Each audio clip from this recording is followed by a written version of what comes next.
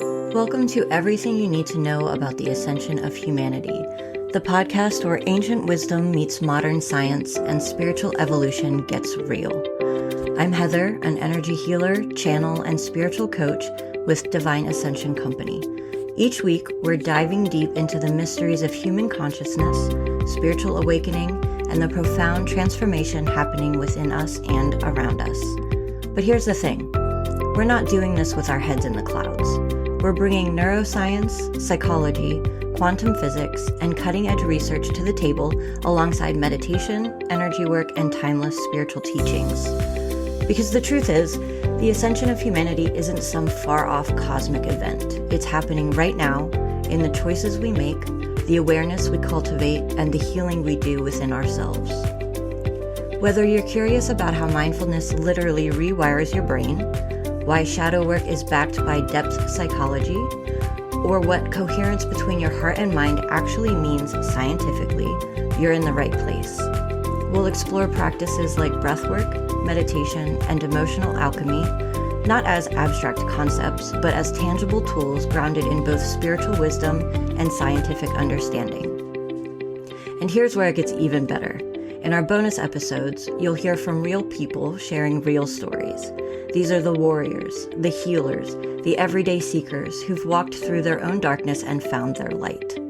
They'll share their breakthroughs, their struggles, and the resources that actually helped them along the way. Because personal growth isn't a solo journey, and you deserve to know you're not alone. So whether you're just beginning to question the nature of reality, or you're deep in your spiritual practice, this podcast is your companion on the path. It's time to expand, to awaken, and to rise together. Let's begin.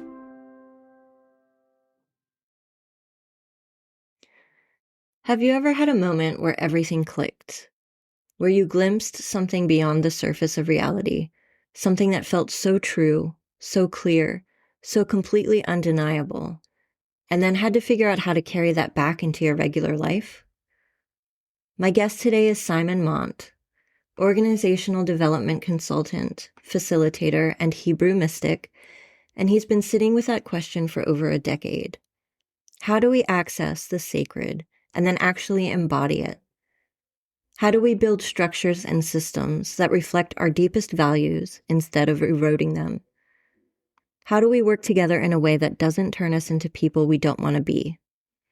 What I love about this conversation is how different it is from anything else on this podcast, and how much it still points to the same truth. Simon comes from the Hebrew mystical tradition, and the concept he introduces called running and returning, this idea that we run toward peak states of consciousness and then return to embody their truth in ordinary life, is something I recognize immediately from the ascension work that I do. We're all learning how to hold higher frequencies in a physical body. That's the whole game. We also get into Kabbalah, astral travel, psychedelics, and the integration process that nobody talks about, how to dismantle broken systems from the inside out, and the question Simon would ask everyone: what are you truly serving? This one goes deep. It's for the seekers, the builders, the people who have glimpsed through the illusion and are now figuring out what to do about it. Let's get into it.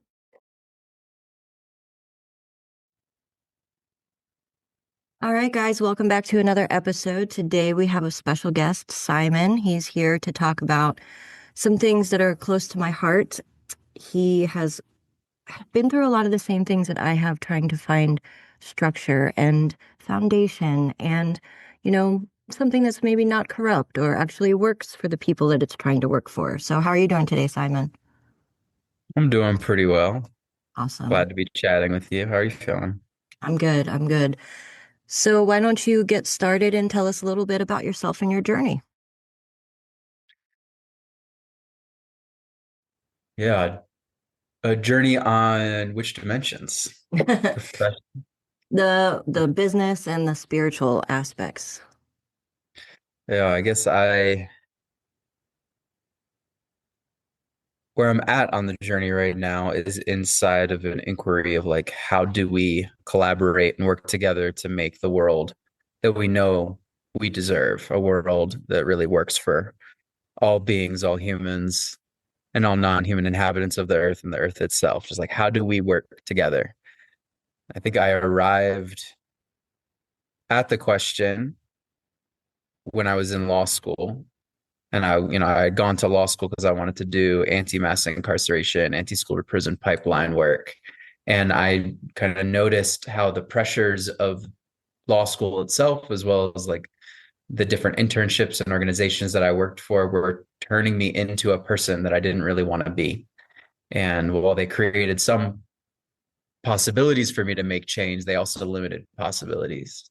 And I arrived at law school because before that, I was a school teacher. And I had a lot of belief in education and children as a way to start creating the world that we wanted to live in. And I experienced kind of that same pattern. And when I was a school teacher, it was like some things were possible, but also the system I was operating in didn't really allow the creativity and the imagination that I thought was necessary to really give the kids what they deserved.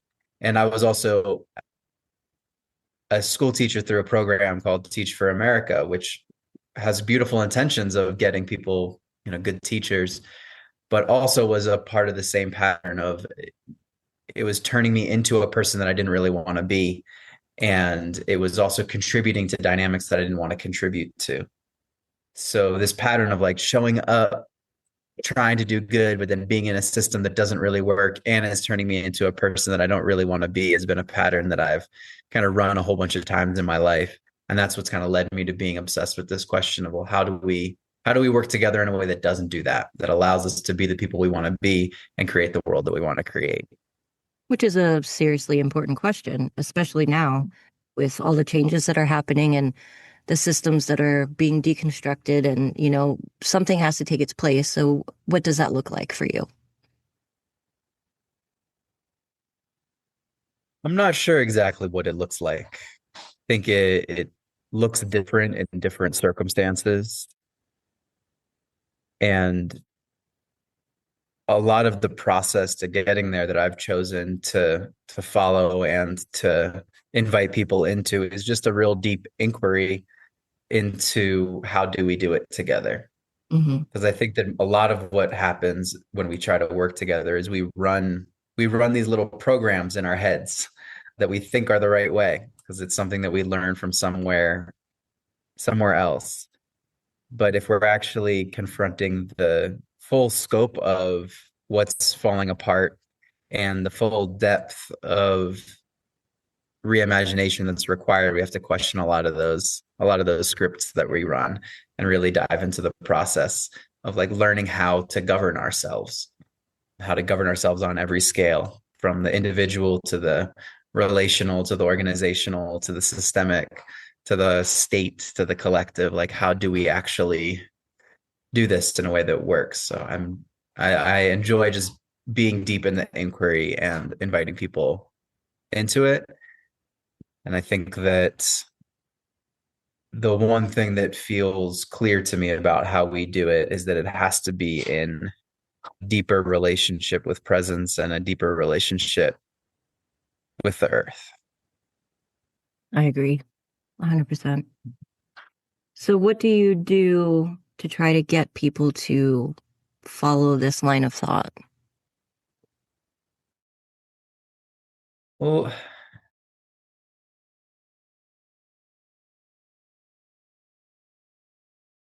hmm,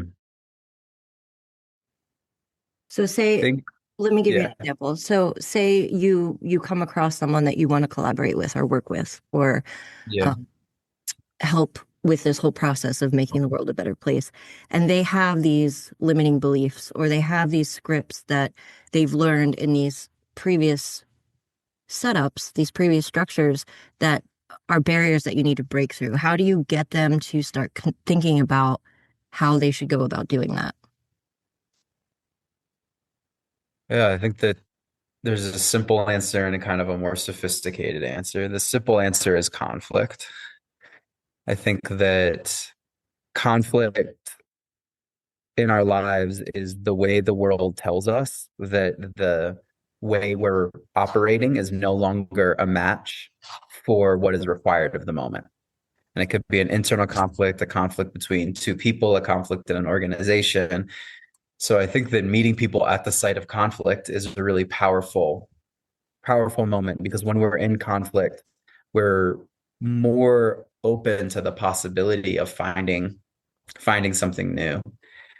And I think on a more technical level, like as an organizational development consultant and a coach and all these things, I think that part of the puzzle is beginning with the way that someone understands their own problem and helping them solve that problem in a way that gives them a new perspective on what's happening and new possibilities. Mm-hmm. So I'll give you like an example from a project that I worked on one time. A group came to me and they said that they really wanted to weave their equity values more into their leadership structure. And the first solution that they had was, we just want more Black and brown people in our executive positions. I was like, okay, cool. So you have a problem that you think you understand, which is you want kind of more representation and more equity in your leadership. Great. And then you have a solution that you think you have. Just get different people in those roles, but leave the whole structure of the roles unchanged. And I thought to myself, like, well, that actually isn't going to get your deepest values into your organization, because it's not just about having Black and brown bodies in these roles. It's actually about relating to power and inclusivity and decision making differently throughout your entire organization. So I saw this and I was like, oh, you are understanding your puzzle at a level of sophistication that's like one beneath what the puzzle really is. So I started talking to them about that, and a couple people understood and a couple people were hesitant. And more importantly, the whole organization, a 100-person organization, was not operating with that same concern. Not everybody agreed that there was an equity issue. Not everybody agreed there was a representation issue. Not everybody agreed that there was a power issue. But the leadership, we all agreed, like, okay, something big has to shift here.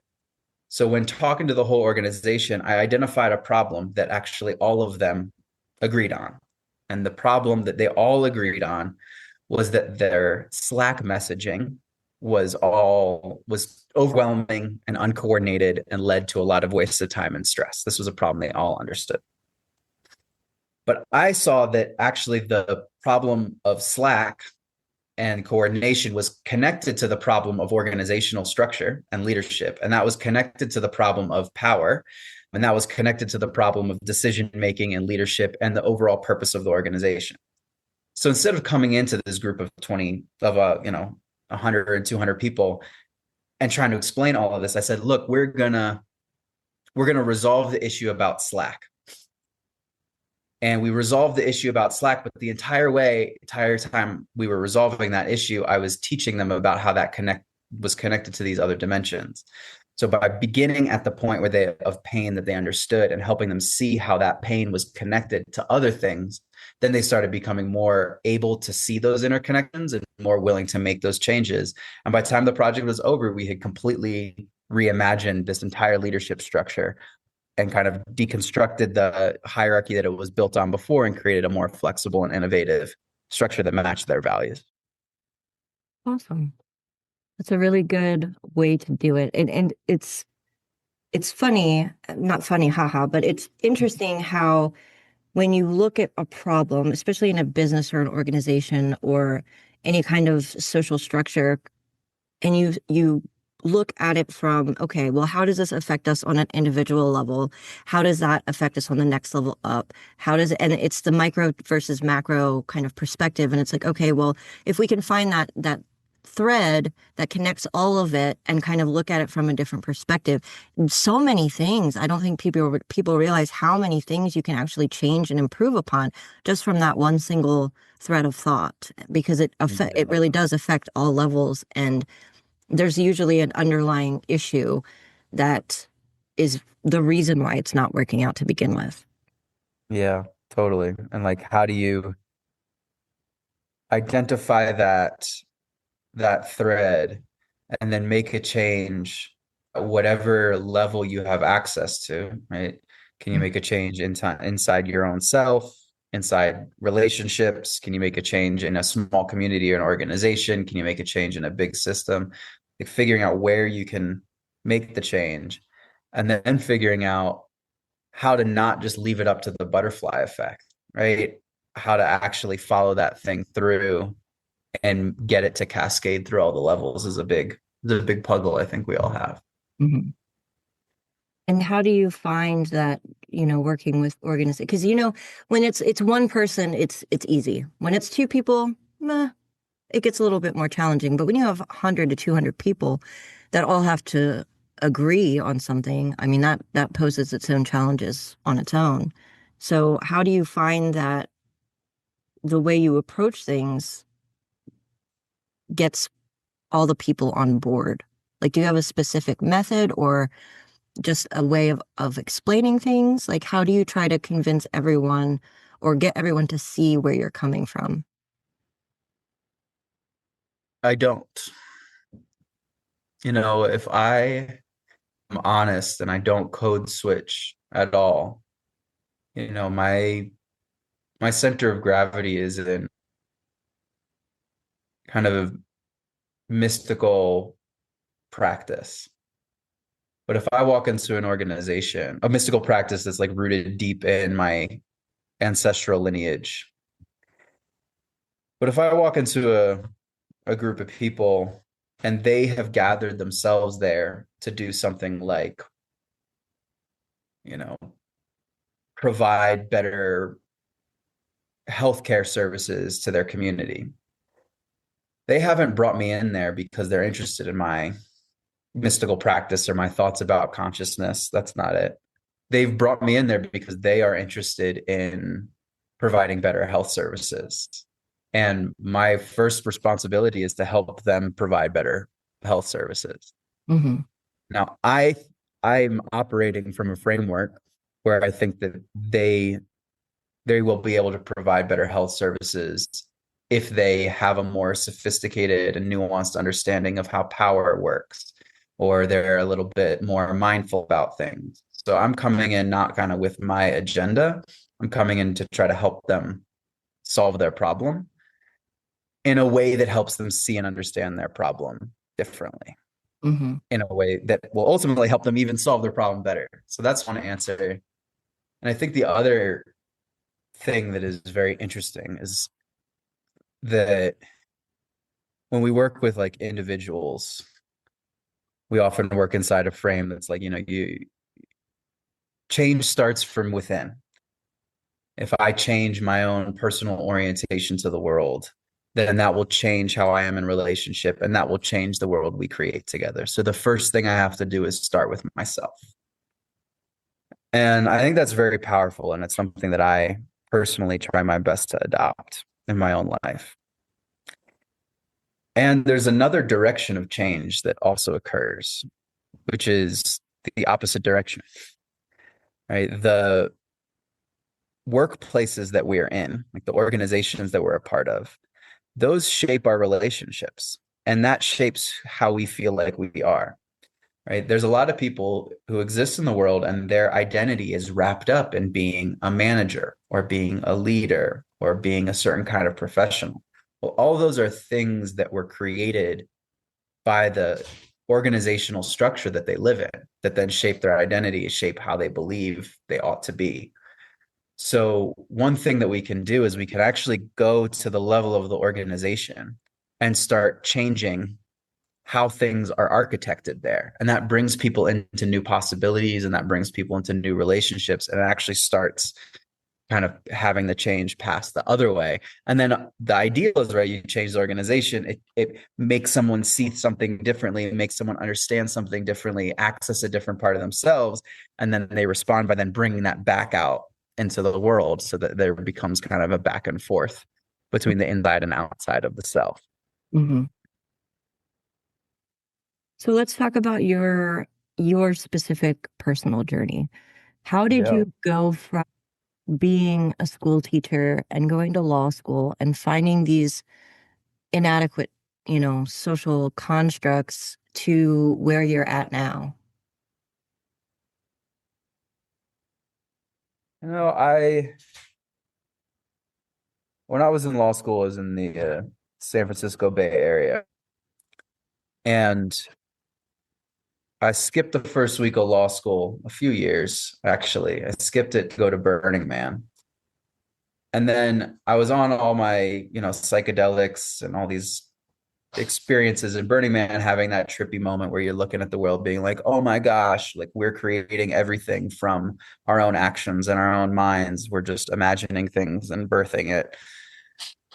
And we're so empowered as humans to do that, but we're also making a mess. Right? See that consciousness, that kind of like psychedelic consciousness.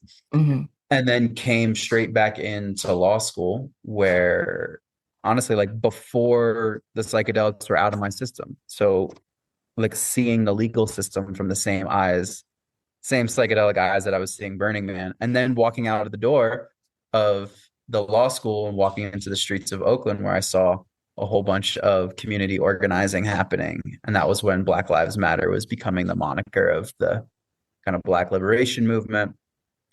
And I was metabolizing all of this all at the same time. So I think that I'm still trying to like that was this big moment of like I'm trying to synthesize and understand how all these worlds work together and how that creates a creative possibility for all of us. And I, started doing community organizing and facilitating things. I got an internship where I was working on organizational governance with this place called the Sustainable Economies Law Center. And we were trying to do innovative nonprofit governance and collaboration. You can't do that for very long before you realize, okay, it's not just governance, it's also about the operational structure. It's also about people. It's also about trauma. It's also about personalities and conflict. It's about everything that is involved in being a human all at the same time. And once I saw that, I was like, okay, this is going to be the puzzle that I devote myself to. And I devoted myself to it for, a little more than a decade at this point. Wow. So how did, I mean, I feel like, because I love my psychedelics too, and I've had plenty of those, aha, clarity moments. Yeah. But I feel like one thing that the psychedelics do is bring things to the surface that are already there. So if you didn't have those psychedelic factors involved, do you think you would have reached the same conclusion? And if so, how would it have been similar or different? Hmm. If I hadn't had psychedelics, would I have reached similar conclusions and how would it have been similar and different? I don't think, yeah, I have no real way of knowing. I think that my general orientation to the world before psychedelics was not that different, right? It was like, okay, we are creating the world and we have options in how we create it. And that is connected to a deep sacred process. And if we can summon the courage and the clarity, we can direct it toward justice. Like I think that has always been in me from this lifetime and lifetimes before. I've kind of learned that from my lineage. I think that the psychedelics created particular lived experiences of the flexibility of consciousness and insight. And I've also had similar insights through non-psychedelic practices, both intentionally and unintentionally. So I'm not really sure how it all works. Hmm. I guess my point is that you had similar thoughts before the psychedelics. They just kind of put the right conditions in place for it to come full circle for you. Yeah, I Give you think that extra clarity. You know what I mean? yeah, that's an interesting thing. And there's like different ways that we all talk about it. There's definitely like, yeah, I think it brought things into focus that were already there. And there were some experiences where where I can't imagine having that same experience without the different chemistry occurring in my brain, right? Even just the realization of like, oh my gosh, the chemistry in my brain is radically changing my perception of reality. Just Right. even that realization is, and that was a big one. But yeah, I don't know how it all works. What do Gotcha. you think about it? You think it's kind of like a they're not bringing it doesn't bring new insight. It's more like crystallizing and clarifying things that were already in existence in your own consciousness. I think it depends, but it also depends like with psychedelics, it depends on which one you're taking, your Yeah. people, places, and things that you're around. All of those things kind of play a factor and your mindset. So like there's people who go on like ayahuasca trips, people who do mushrooms, people who do LSD, ketamine therapy, things like that. I think that initially, especially when you're using it for like healing trauma or finding that clarity, it's it brings things up that are the seeds have already been planted in your mind, but it creates this expansion of your consciousness to where you're able to understand and comprehend things on a very multidimensional level than you could without them. And I think Yeah. some people use it as an excuse, not an excuse, that's probably poor wording, but some people use it to bring these things to the surface, their traumas, their wounds, but they don't do the inner work afterwards. So they don't do the integration process, which is so important. So you're bringing these things up that need to come up. You're opening the doorway for that to happen. But you also have to do the integration part afterwards, which people don't talk about. People don't think about. They're like, "Oh, I had this aha moment." Okay, well, sometimes those aha moments are pretty profound. And then you go, like you said, you go back to law school and you're like, "Oh my God, like what am I doing with my life? Like why am I here? What is going on?" Like I have all these new understandings and appreciations about consciousness, about the world, about what's happening. Like how can I be expected to sit through law like classes in law school while I'm sitting here thinking about the meaning of life? You know what I mean? So I think it depends. But I think Mhm. ultimately it starts with that expansion of consciousness that allows you to be able to comprehend things that you've already been thinking about, just in a very different way. Mhm. Yeah, yeah. I've definitely had experiences like that are a match for that. And the puzzle of integration is always the real puzzle. Yeah. And it's hard when you're doing it on your own, like without any guidance, because it can be intense. Or with guidance. I feel like a lot of us, like even on a like large societal level, I think there's a lot of people that have had glimpses into glimpses through illusions, big collective illusions. Some of that has come with psychedelics or politics or just, evolutions of consciousness or different eras, however you want to think about it. There's a lot of people who have like glimpsed through illusion and now are trying to figure out like, okay, well, what do we actually do about that? Hmm. And that integration process, we're in that collectively. And, I come from, the tradition of Hebrew mystics where like that's what the entire tradition is. The entire tradition is built off this idea that like we glimpsed kind of that depth of sacredness beyond all illusion, non-dual reality that's based in love and like longs for justice. And now the whole thing is a question of, all right, what do we do about it? That's just an assumption. It's like, okay, we've had that. Now what do we do? How do we integrate that? And I Right. think it's really interesting to see the different patterns that different groups and cultures and subcultures go through as they try to integrate that glimpse. Hmm. So I'm glad you brought that up. I was going to ask you about because you kept mentioning your lineage. So the Hebrew mysticism, I'll be honest, I don't know a whole lot about it. Can you kind of break that down for me a little bit? Oh, big question. Yeah.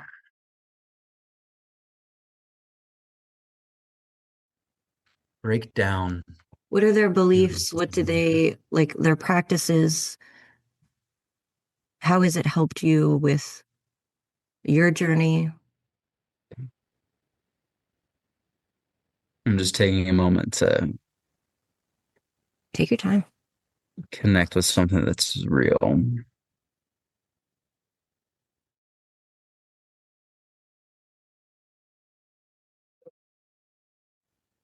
Okay, so let's like start with a experience as a reference point, a shared experience. So like,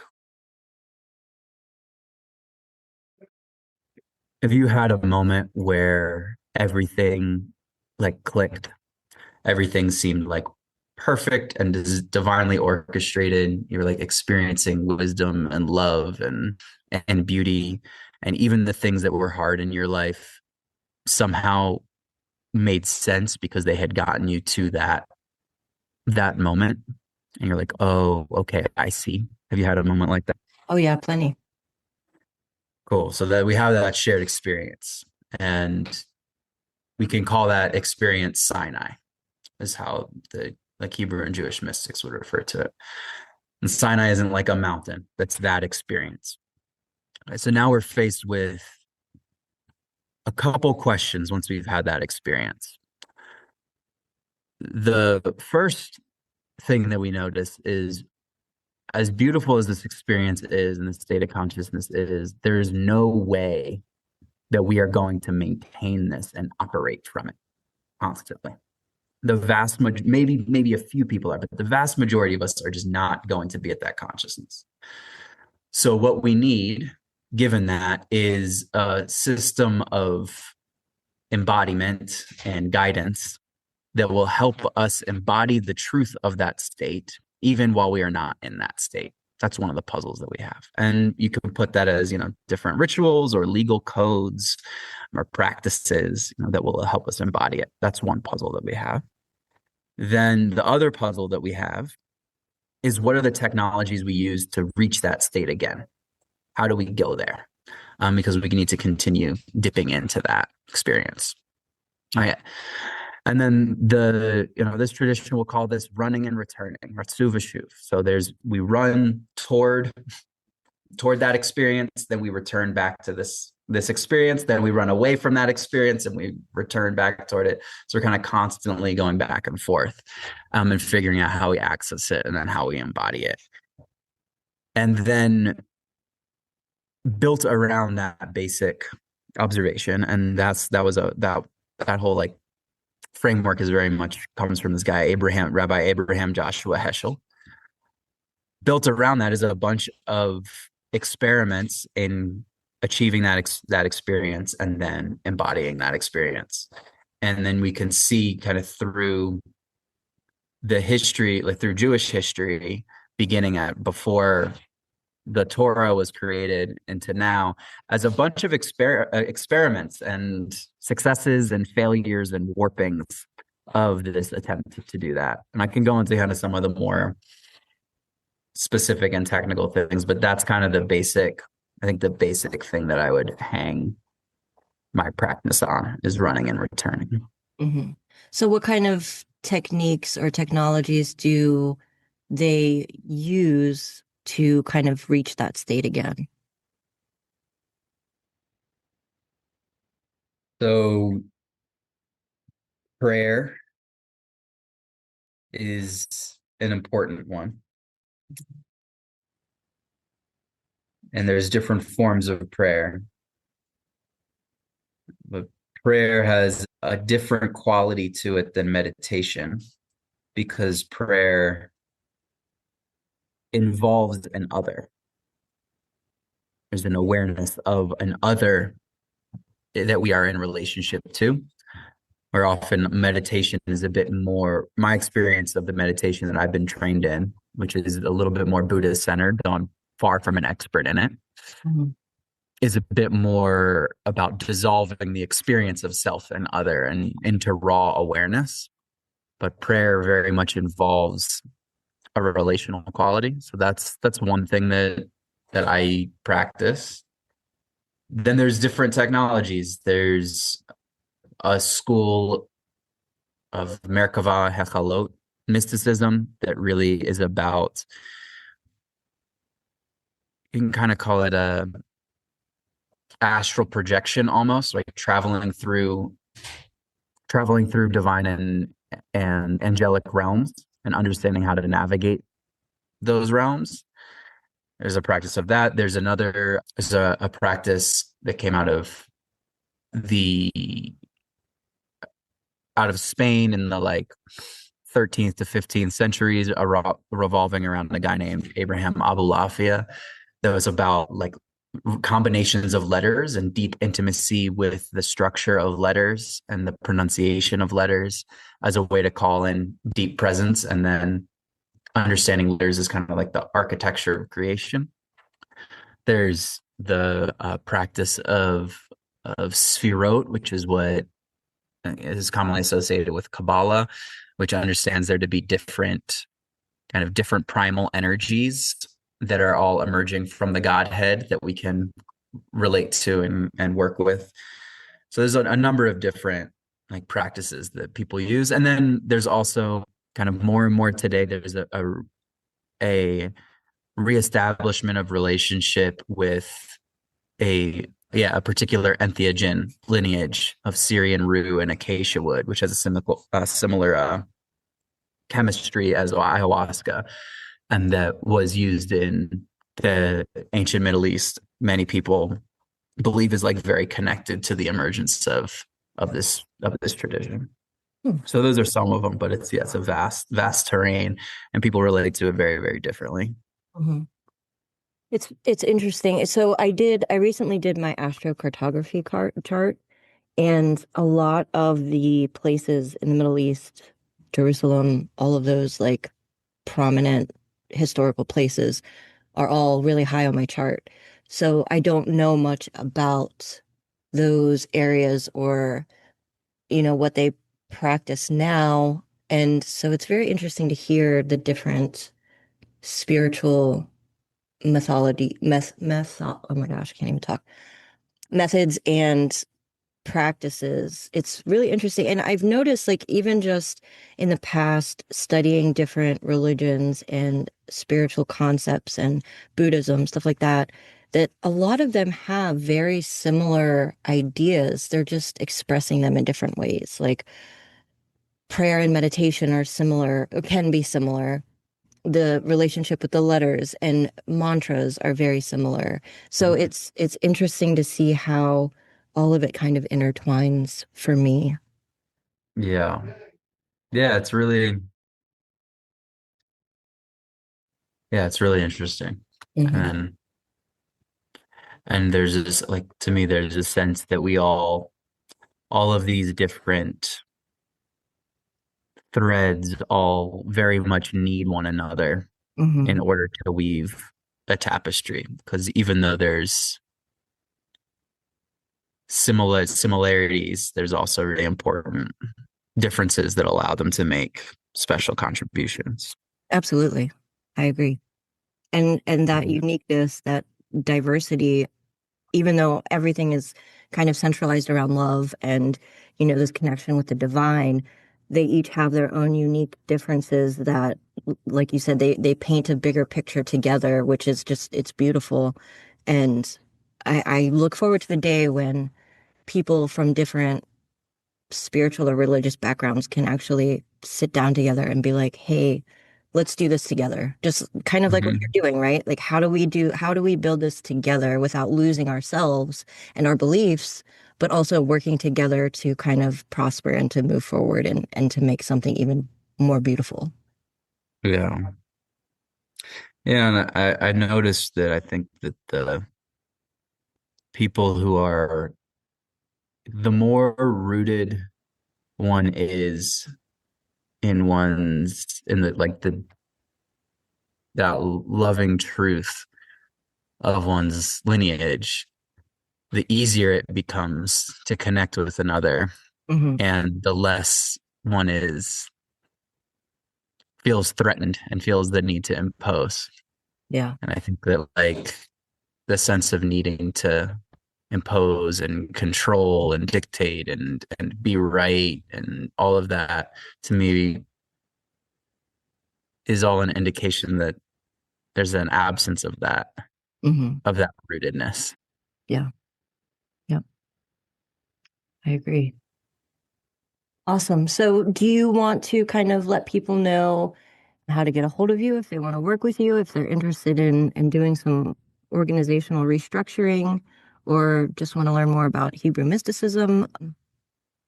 Yeah, so you can find me at harmonize.work is the website. And I think if someone's listening to this, the reason that you would want to connect with me would be that you're interested in the like spaces of awareness and consciousness and tradition and these questions that we've been talking about, and then are faced with like a really practical puzzle, which is like you have a project and you want to get people to coordinate Mhm. together and you want to figure out how you actually accomplish something in the world of physicality, in the world of our shared reality. Like, how do we actually do it? And how do you do it while maintaining as much of that elevated consciousness as you can? That's the puzzle that I live into every day. Mhm. All right. So if you have one piece of advice that you could share with everybody, what would it be? Hmm.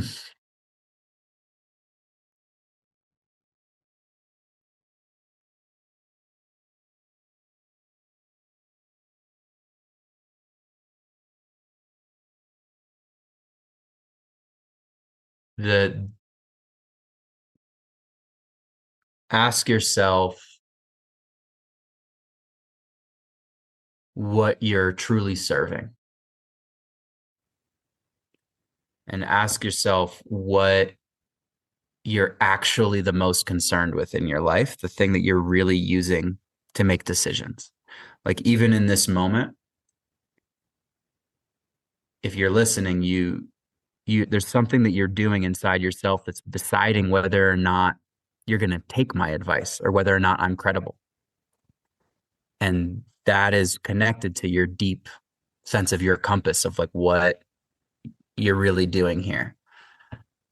And I would just invite people to be as aware of that as they can and be on a journey of continuously questioning it and continuously sacrificing small idols, small things, and small parts of themselves and small values to find something deeper and deeper. And it's a pretty fun trip. I agree. Awesome. Well, thank you so much for being on the show today. It was a pleasure to speak with you. Yeah. Thanks so much, Heather.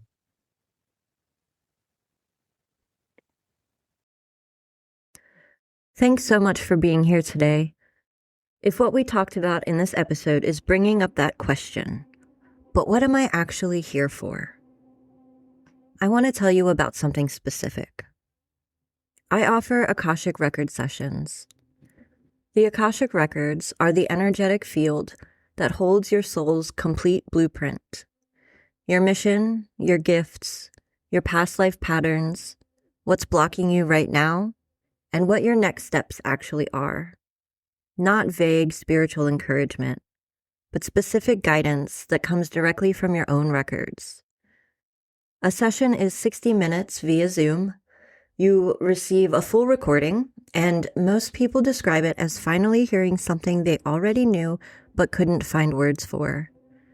The link to book is in the show notes. I'd love to read yours. I'll see you in the next episode. And until then, trust what you know.